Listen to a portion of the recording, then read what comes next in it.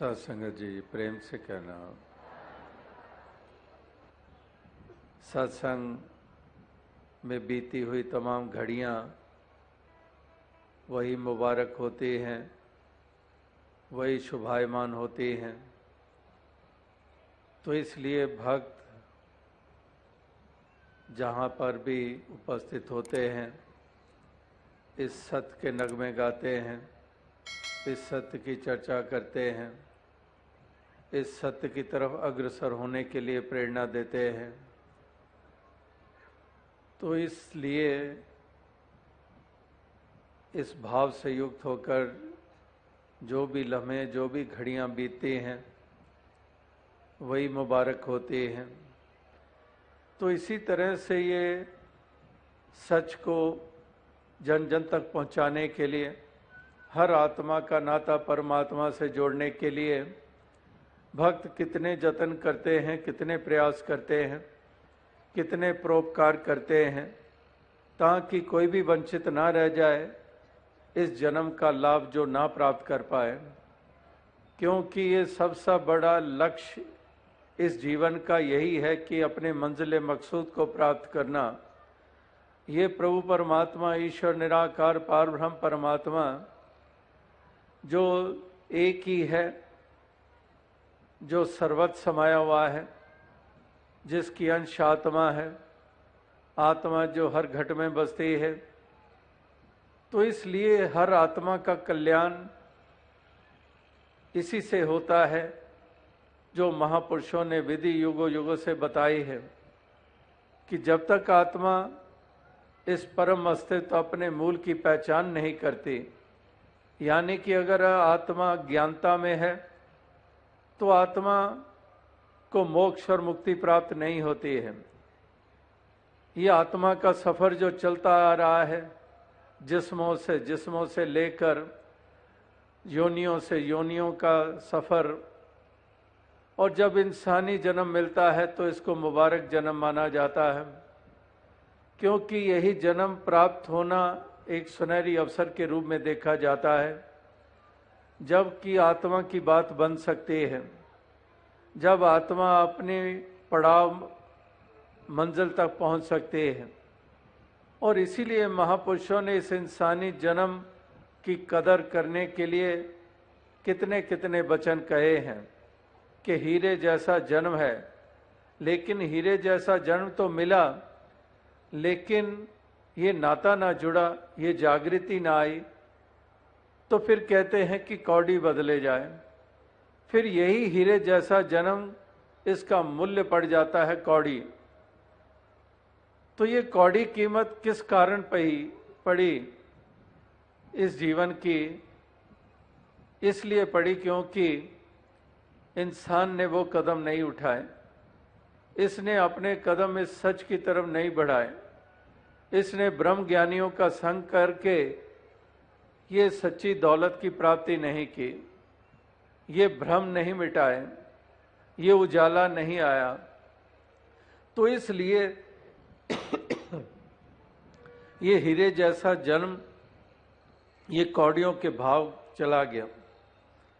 हर इंसान जिसको ये जन्म मालिक ने बख्शा, हर इंसान के लिए सुनहरी अवसर है, और इतना दुर्लभ है ये जन्म कि जैसे पेड़ की टहनी पर फल लगकर जमीन पर गिर जाते हैं, और लाख कोशिश करने पर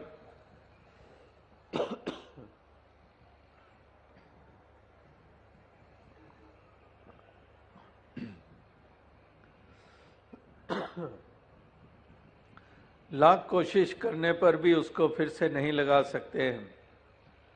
तो ऐसा दुर्लभ जन्म प्राप्त कर लेने के बाद अगर इंसान ये काम ना करे तो उसको मंदभागा कहा जाता है।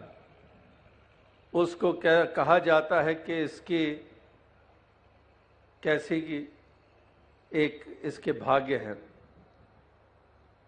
तो ये भाग्य भी बनते हैं इसी मायने से कि जो सबसे दुर्लभ है उस जन्म को पाकर, और फिर जो सत्य ये परमात्मा ईश्वर, इसकी प्राप्ति हो जानी, तो इससे उत्तम भाग्य किसके हो सकेंगे।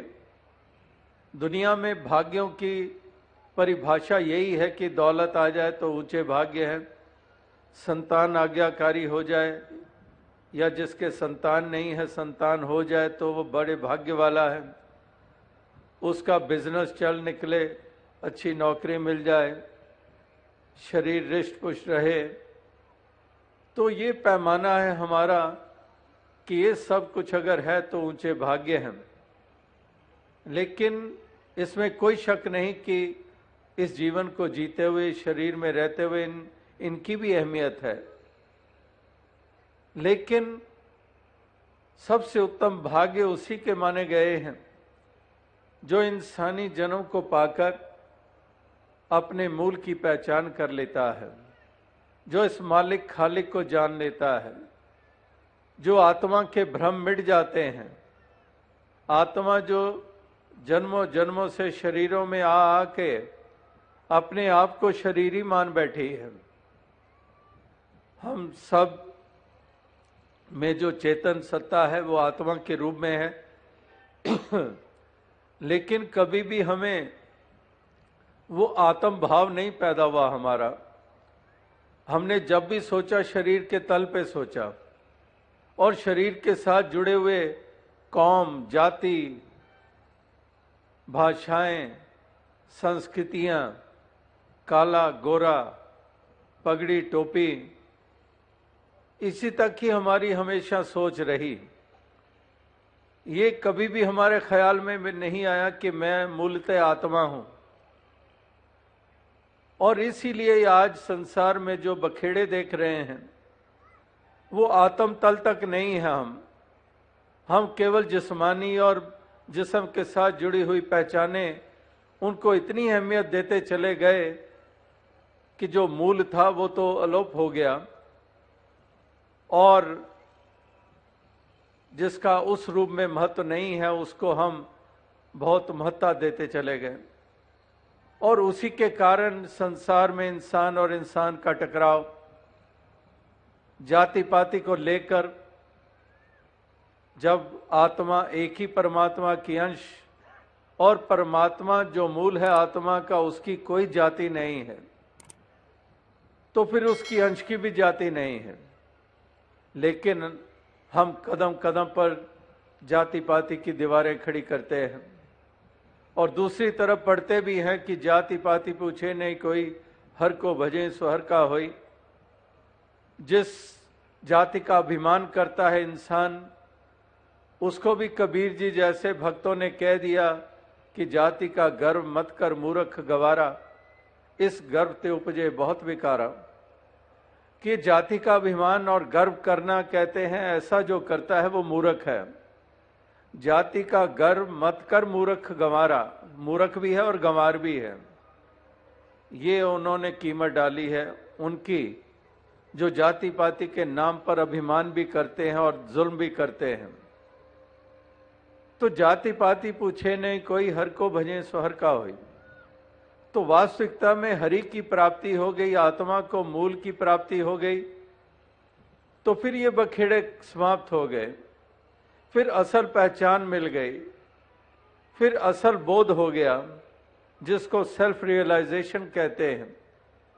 जो सेल्फ है हमारा असली अस्तित्व, द ट्रू सेल्फ। ये ट्रू सेल्फ जो कहा अंग्रेजी में कि हमारी असली पहचान, वो हमारी उस नूर के रूप में है, उस आत्मा के रूप में है, जिसके बारे में कहा कि एक नूर है सबके अंदर, नर है चाहे नारी है, ब्राह्मण क्षत्रिय वैश्य हरिजन एक ही खलकत सारी है।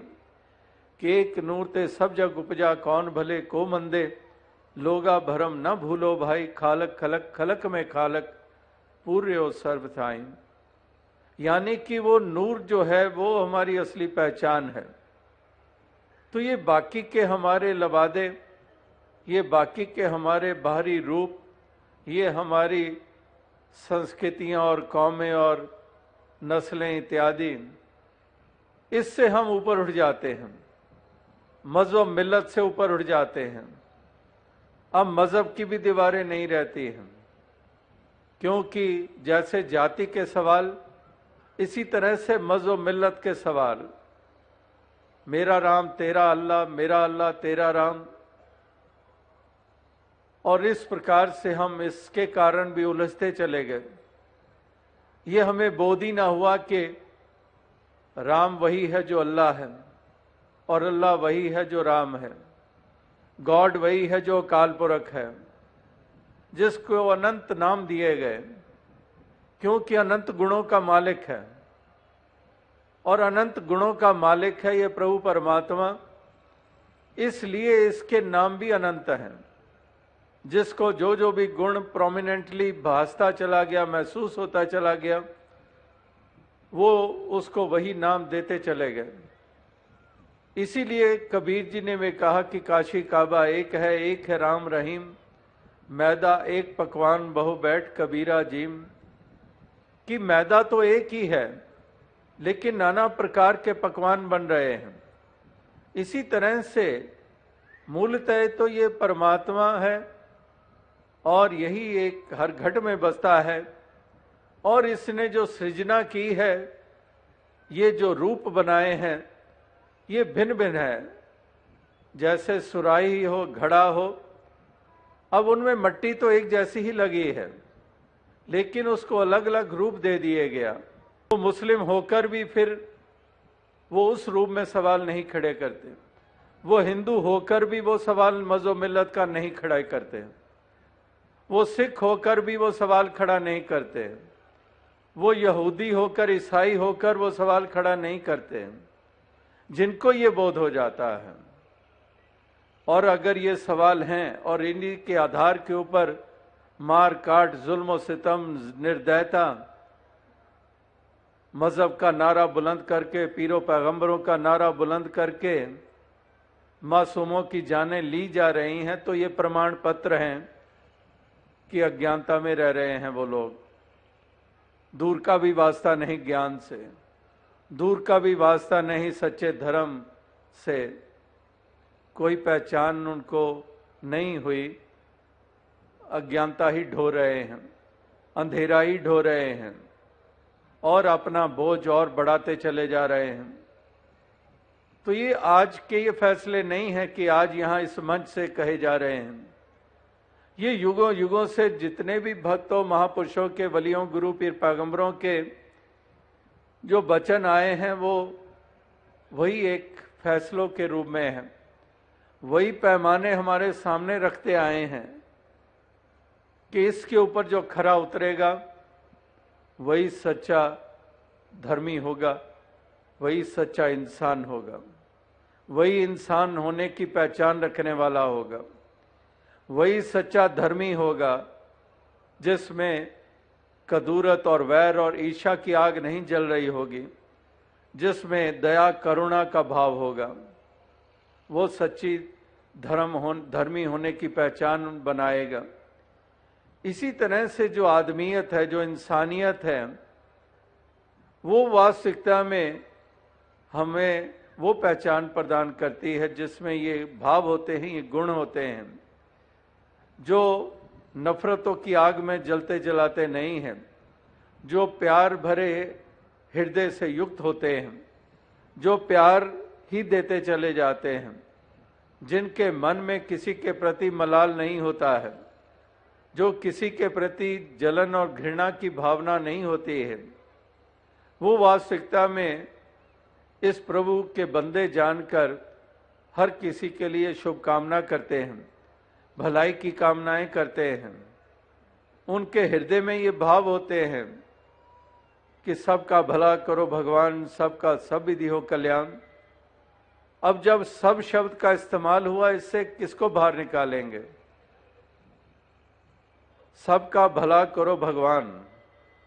अब छोटे से बच्चे को भी जो क्लास में पढ़ता है, उससे ही पूछ लें कि सब का मतलब क्या होता है। वो बच्चा कभी भी कहेगा कि सब का मतलब पंजाबी होता है, सब का मतलब सिंधी होता है, गुजराती होता है, सब का मतलब मराठी होता है, सब का मतलब मुसलमान होता है, सब का मतलब सिख होता है। नहीं, वो बच्चा भी जानता है कि सब का मतलब सब होता है। तो अगर यहां महापुरुषों के कथन ये हैं कि सबका भला करो भगवान, तो क्या उनका मतलब ये था कि मैं जिस कौम से हूं केवल उनका भला हो भगवान?